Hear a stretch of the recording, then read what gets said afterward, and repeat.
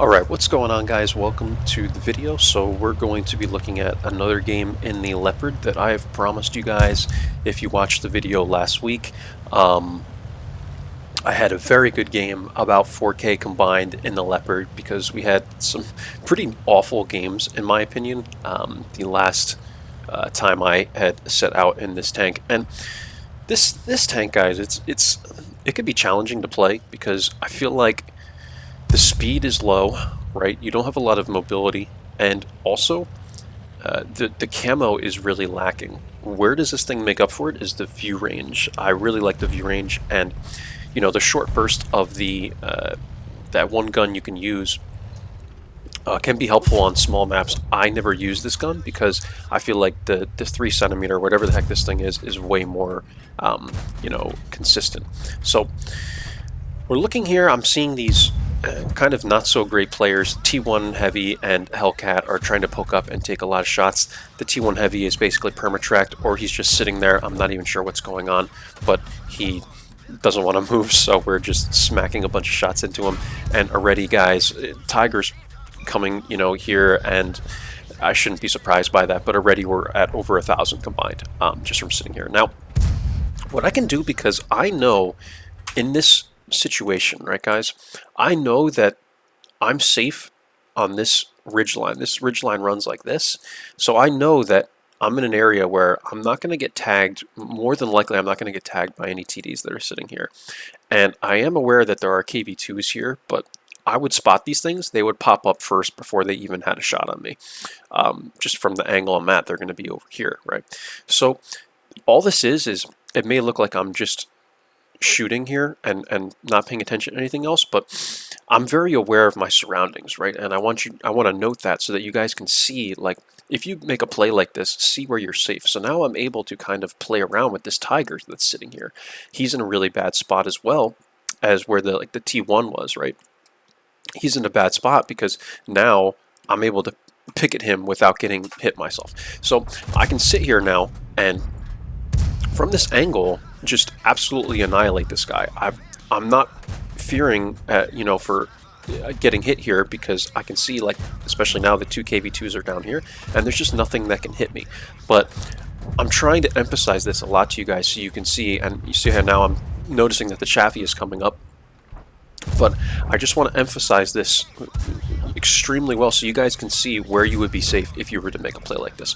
Tiger's in just a terrible location, and eventually we're going to get him. I had to shoot a lot of APCRs there. We're at 1,165 damage, 900 assist. And here is where we have to start paying attention, because now we are losing the north side of the map. We have a T-34 and a BDR coming up top to try and assist us, but ultimately, T-29 is going to come at me. I can't do anything against this guy, so I'm going to have to take a shot and hope that he doesn't high roll and I stay alive. So I'm trying to wiggle myself out here. I'm going to take a shot from the T-29, I believe. He does hit me for 328. We're at 39 HP, and now I need to run out of here.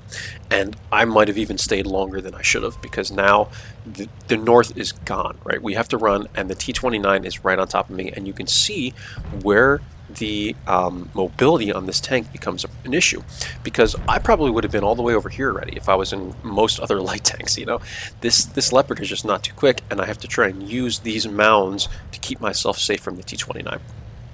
There is nothing I can do against a T-29 in a situation like this. This is a tier 7 heavy tank, and I think even in the last was it the last week's video or the week before that, we had another T-29 that I was facing, and I just can't. You have to know what you can handle, guys. So you have to run, you know, make the decision to run very quickly when you have to, right? Is what I'm saying. Like, a tier 7 heavy against a tier 5 light tank, not going to happen. So what am I going to do? Well, let's look at the map. Let's you know, talk through this. So I don't even know what this tank is.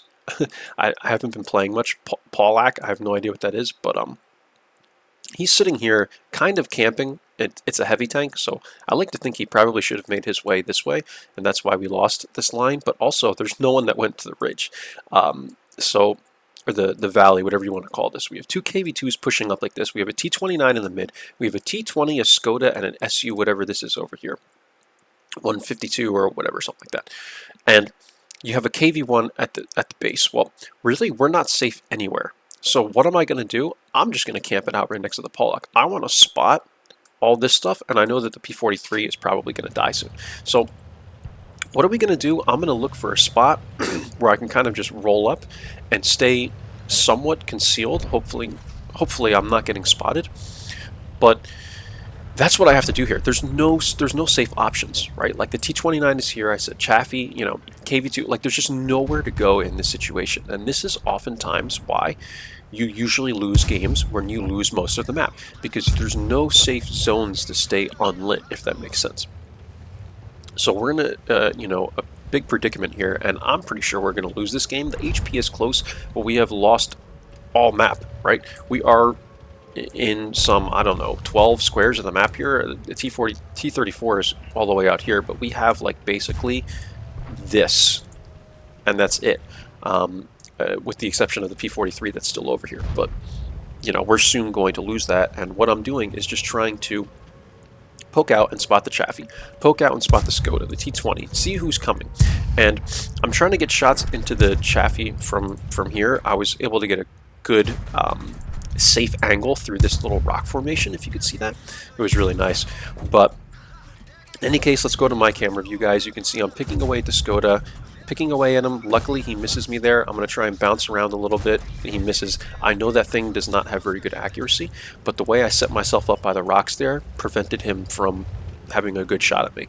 That was kind of lucky, but this tank is too fat, you know what I mean? Like, I couldn't pull back here. So in any case, I'm waiting until I'm getting unlit here, and I'm going to pull back out, spot the T29, and request that the Leaf or one of these TDs back here might have a shot.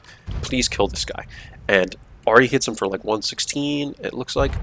And you know, they're trying to get this guy down, but I need this guy dead. The T29, as I said before, is a very powerful tank in this game.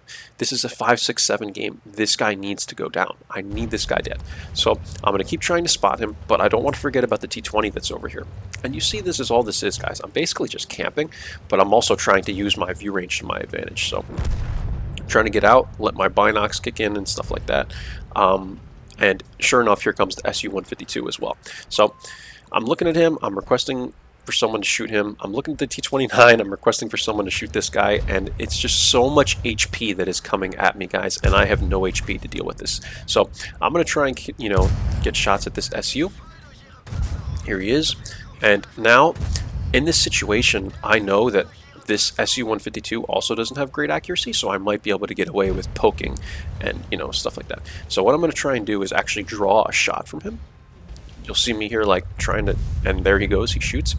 And now I can, you know, start shooting this guy. And he actually makes the right decision to go down the hill here. I get one more shot into him there, and I almost kill him, but it's actually smart for him to go forward and go down the hill, because I don't have the gun depression to deal with that. Really, no tank does.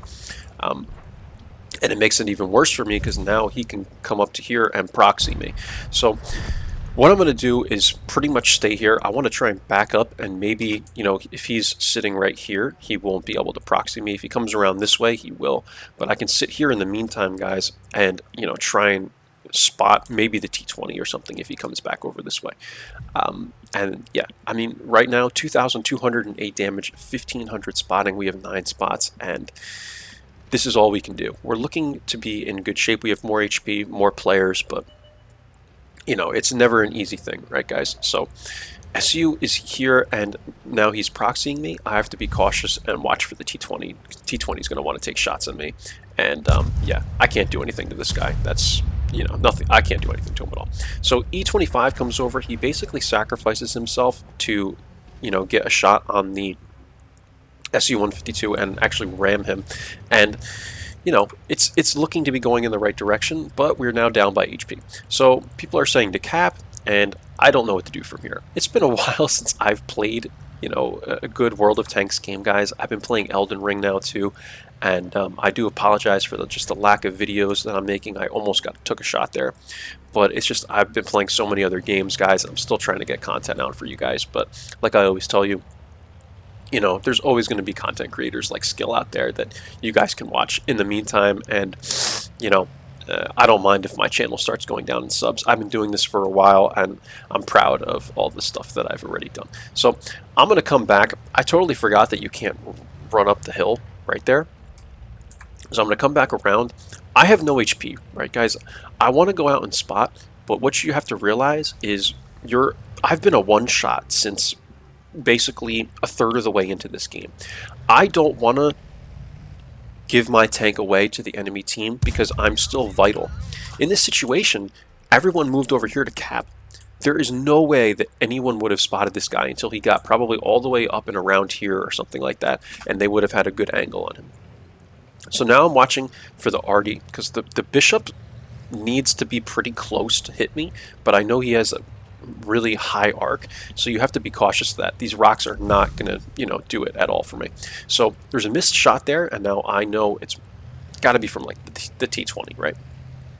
So I'm thinking maybe, I don't know how he maybe moved over a little bit this way, but in any case, somehow he was able to get a shot there.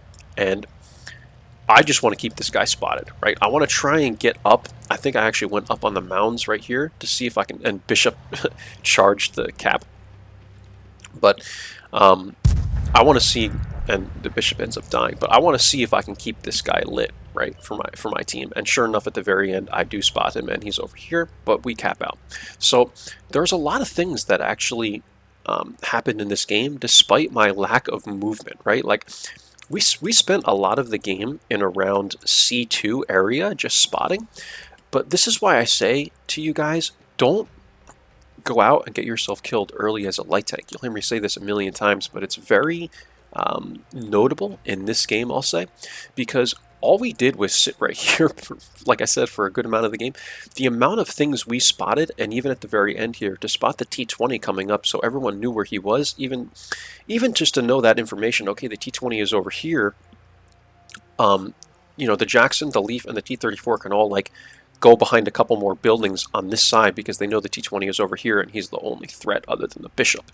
So it's just small bits of information like that that can, play a big role in getting you the win. That's it, guys. I'm going to go ahead and show you the M plates real quick. It was a mastery, obviously. Wow, that was a terrible circle. It was a mastery. We got 2 of these medals here. Let's see, this detailed report, 2,208 damage, 2 kills, 1,326 experience this was. The 2 medals, our LEF had a pretty good game, our Leaf. The E25 had a great game, 2,343 damage. He is a top tier here, but he had a great game. And to sacrifice himself at the end there, towards the end, to go after the SU-152, I can't be mad at that decision. This guy was also a really good player, so like to take him out, maybe it was a great decision. So overall, guys, I think this was a pretty close game, a balanced game, and those are rare in World of Tanks, so I definitely wanted to bring this one to you. Let's go ahead and take a look at the final detailed report. We fired 56 shots, 43 hit, 32 penned, 2,208 damage, 1,573 assist. This is like 3,800 combined or something like that. Very close to 4K. Here's the the credits and all that if you care to see. And that's all, guys. So I hope you enjoyed this this one in the Leopard. I'm gonna try and get probably a video in like maybe the T-54 lightweight next, or just something different. So my pizza is coming, so I'm going to let you guys go. I got a free pizza because they didn't deliver it very quick from Papa John's, so they gave me like one of those coupons. Anyway, thanks for watching, guys. I'll catch you for the next one. Take care. Bye-bye.